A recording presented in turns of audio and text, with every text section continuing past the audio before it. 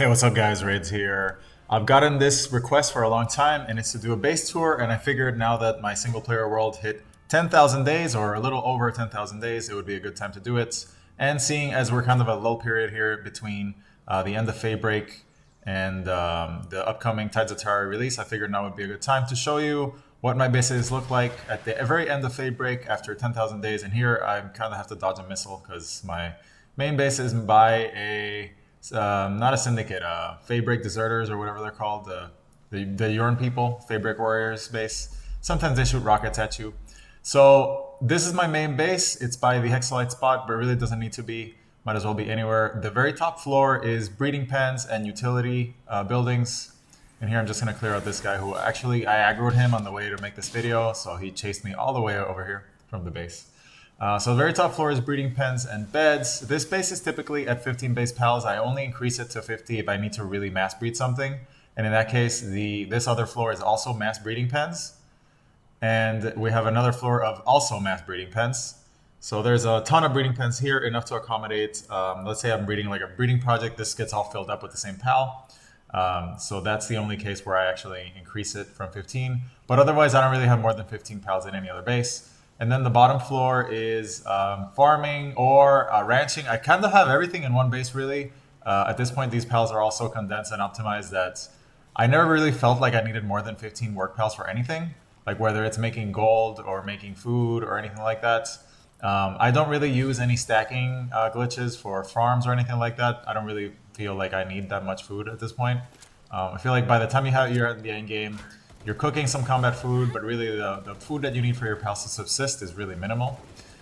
Skill fruit trees, I have some manufacturing lines over here, mostly for repair kits and for making medicine for pals to get sick. Skill fruits here again, and it looks like more Feybreak warriors came because I killed their buddy, so it looks like we're gonna have to take care of that. But pretty straightforward, it's just a four layer base here with everything else at the bottom. Sometimes I see these big productions bases with like 50 work pals, and I feel like it's like, why do I need 2 million ingots? Like, I mean, it's just no, I really don't see the game that way. I don't really bother with that. So there is some relaxation buildings here. This is where the Hexalite grows out of on the ground. Those chests are all filled with Hexalite and Chromite from expeditions. Up here, I have a section for my personal storage, and this includes gold, dog coins, rings, equipment, schematics, skill fruits. Those chests are all filled with money, skill fruits, dog coins, souls, XP crystals, XP manuals, all that stuff. Condensation materials, all that stuff. Those chests are full of it.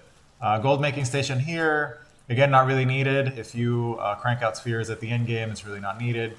My work pals are Falarius Aqua for watering, Incineram for mining, transport, and kindling. I think they're the best with skill books. If you can get your hands on a lot of skill books, they are the best. Only one oil node. Again, I don't really bother with glitches. To get two, I really don't see the point. I think by the time you're on Feybreak and you're doing it endgame gear, oil is not really important. Doesn't really matter. So that's it. And then I always typically have a vendor here so I can go in quickly and sell stuff. So as you can see here, that's the kindling pal, it's in a Rams. The farming pals are typically two Pernelias, sometimes I have a Lulu out, but it doesn't really matter. And then the Falarius Aqua, I tried to get alphas for base pals. I got them on Falarius Aqua, I didn't on the others. But ultimately, if you really want to min-max your base, I think alpha work pals are the best. But I have skill books on a lot of these, so I'm not really bothering with trying to change them to alpha. Not going to do that. It's really not necessary. Like, I'm a raiding player. The only thing I really care about in the end game is raiding materials, breeding, and combat food. And that's pretty much it. And ammo, I guess. I don't really bother with, like, trying to stack infinite ingots or money or anything like that. I just care about raiding stuff. So here we have another base over by the seaside in Feybreak. All my bases are in Feybreak at this point. This is another breeding base. This is the one that I use for when I need to breed something that should not get levels. So for example, if I'm breeding the Bastigor army, I showed on the video with the Xenolord, this is where I made them.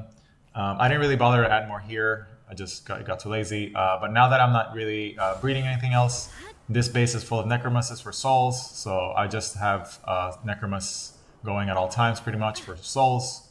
I'm not sure how many souls I have on the file at this point, but it's a lot. I have a lot of fully condensed pals and a lot of spare souls. So that's what this base is for. It's just yet another breeding base. And then, yeah, much to the surprise of a lot of people, that's it. I mean, I don't really. It's all that the one base, the other breeding base. I just kind of min-max the hell out of everything at this point, and I have everything I want. This is my rating base, and I have a flexible slot to do whatever else I want. So at one point, I might move this base, but yeah, that's pretty much it. I mean, nothing too crazy. It's just that's it. I just do a lot of breeding and get all my materials from 3 expedition stations and the 1 food base where I make all the cakes. And that's pretty much it. I mean, nothing too crazy. Nothing too crazy. I guess less than a lot of people expected, but that's pretty much it. And again, I got this request in the comments. I've seen it a lot. So that's going to be it. And then when the update hits for Tides of Terraria, I will surely give you guys an update on where I decide to place a new rating base if we get a better spot. Jury's still out because we might not get a better spot. I mean, the spot of Feybreak is so good. It's going to be really hard to beat. We'll see how they go with the terrain, but it's going to be really hard to beat the Feybreak raid spot, in my opinion.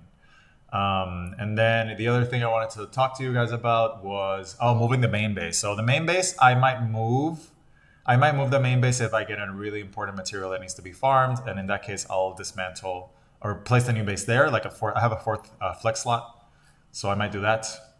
But that's pretty much it. I hope that satisfied some curiosity about how my bases look like.